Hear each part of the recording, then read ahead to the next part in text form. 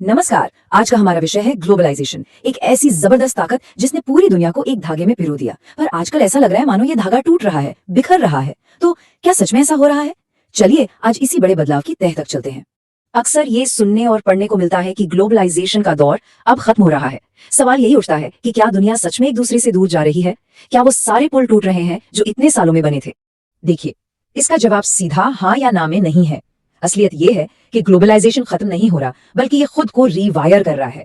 मतलब इसके तार तो अभी भी जुड़े हैं, पर अब कनेक्शन का तरीका बदल रहा है, पूरी वायरिंग ही नहीं हो रही है। तो फिर अगर ये बदल रहा है तो सबसे पहले ये समझना जरूरी है कि इसे चलाता क्या है। आखिर ग्लोबलाइजेशन का असली इंजन है क्या? ज्यादातर लोगों को लगता है कि ग्लोबलाइजेशन सरकारों और उनकी ट्रेड पॉलिसीज की वजह से होता है, लेकिन असली कहानी कुछ और ही है। इसका जो रियल इंजन है ना, वो है टेक्नोलॉजी। जरा सोचिए, टेक्नोलॉजी ने तीन कितने बड़े बदलाव किए हैं। पहला, कम्युनिकेशन रेवोल्यूशन। हमारे हाथ में जो फोन है उसने पूरी दुनिया को एक ग्लोबल ऑफिस बना दिया है। दूसरा, लॉजिस्टिक्स। ये जो बड़े बड़े कंटेनर जहाजों पे दिखते हैं, इन्होंने सामान भेजने का खर्चा इतना इतना कम कर दिया कि चीन में बनी चीज अमेरिका में बेचना मुनाफे का सौदा बन गया। और तीसरा, जो सबसे नया है, वो है डिजिटल ग्लोबलाइजेशन। अब सिर्फ सामान नहीं, बल्कि सर्विसेज, डेटा और आइडियाज बस एक क्लिक पर सरहदें पार कर रहे हैं। तो मतलब हम एक बहुत बड़े शिफ्ट की बात कर रहे हैं। पहले ग्लोबलाइजेशन का मतलब था फिजिकल सामान का एक देश से दूसरे देश जाना, पर अब ये डिजिटल हो गया है। अब भारत में बैठा कोई इंजीनियर अमेरिका की कंपनी के लिए घर से ही काम कर सकता है। यही तो है नया मॉडल जो सर्विसेज पर टिका है। लेकिन एक जरूरी सवाल उठता है, इस जबरदस्त टेक्नोलॉजिकल पावर की चाबी आखिर किसके हाथ में है? इसे असल में चला कौन रहा है? और जवाब है मल्टीनेशनल कंपनियां। जी हाँ, एमएनसीज। ये वो असली खिलाड़ी हैं जो टेक्नोलॉजी का इस्तेमाल करके ग्लोबलाइजेशन को कागजों से निकालकर जमीन पर उतारते हैं, उसे हकीकत बनाते हैं। ये कंपनियां क्या करती हैं? ये पूरी दुनिया को अपनी फैक्ट्री बना लेती हैं। सोचिए, एक फोन के पार्ट्स ताइवान में बन रहे हैं, उसके लिए कच्चा माल अफ्रीका से आ रहा है और उसे असेंबल वियतनाम में किया जा रहा है। पर इसका एक स्याह पहलू भी है। ये कंपनियां देशों के बीच एक होड़ शुरू करवा देती हैं। एक ऐसी होड़ जिसमें हर देश कम से कम टैक्स और ढीले से ढीले नियम ऑफर करता है, सिर्फ इसलिए ताकि ये बड़ी कंपनियां उनके यहाँ आ जाएं। इसी को कहते हैं रेस टू द बॉटम। और एमएनसीज के इसी खेल से ये साफ हो जाता है कि इस जुड़ी हुई दुनिया का सिर्फ एक नहीं बल्कि दो चेहरे हैं। एक तरफ है सुनहरे मौके, तो दूसरी तरफ है बहुत बड़े खतरे। विकासशील देशों के लिए तो ये बिल्कुल एक दो धारी तलवार की तरह है। एक तरफ दुनिया के लिए सामान बनाकर देश तरक्की करता है, नई टेक्नोलॉजी आती है, लोगों को रोजगार मिलता है। लेकिन दूसरी तरफ का सच ये है कि अगर कोई देश सिर्फ एक्सपोर्ट पर ही निर्भर हो जाए तो किसी दूसरे देश में आई मंदी उसकी पूरी अर्थव्यवस्था को डुबो सकती है। और तो और स्थानीय छोटे उद्योग भी तबाह हो सकते हैं। और फाइनेंशियल ग्लोबलाइजेशन का एक बहुत बड़ा खतरा है हॉट मनी। इसे ऐसे समझिए, ये उन मेहमानों की तरह हैं जो अच्छी पार्टी देखकर तो आ जाते हैं, लेकिन जैसे ही उन्हें लगता है कि कुछ गड़बड़ होने वाली है, वो सबसे पहले दरवाजे से बाहर भागते हैं। ये पैसा भी बिल्कुल ऐसे ही संकट की जरा सी आहट मिलते ही देश से बाहर निकल जाता है और पूरी इकोनॉमी को हिला कर रख देता है।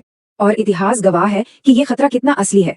चाहे 1997 का एशियन फाइनेंशियल क्राइसिस हो या 2008 का ग्लोबल फाइनेंशियल क्राइसिस, हमने अपनी आंखों से देखा है कि कैसे एक देश का वित्तीय संकट जंगल की आग की तरह फैलता है और पूरी ग्लोबल इकोनॉमी को अपनी चपेट में ले लेता है। लेकिन ग्लोबलाइजेशन का असर सिर्फ पैसों और बाजारों तक ही सीमित नहीं है। इसकी कुछ ऐसी लागत भी है जो अक्सर हमें साफ साफ दिखाई नहीं देती।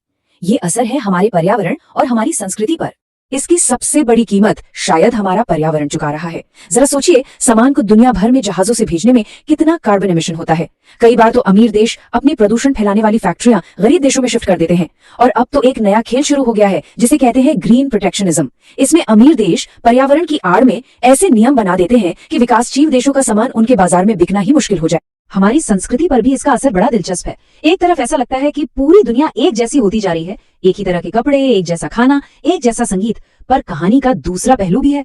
संस्कृतियां आपस में मिलकर कुछ बिल्कुल नया भी बना रही हैं। इसका सबसे बढ़िया उदाहरण है चिकन टिक्का मसाला। बना तो ब्रिटेन में, पर आज दुनिया भर में भारतीय खाने की पहचान बन गया है। यही तो है संस्कृतियों का वो अनोखा मेलजोल।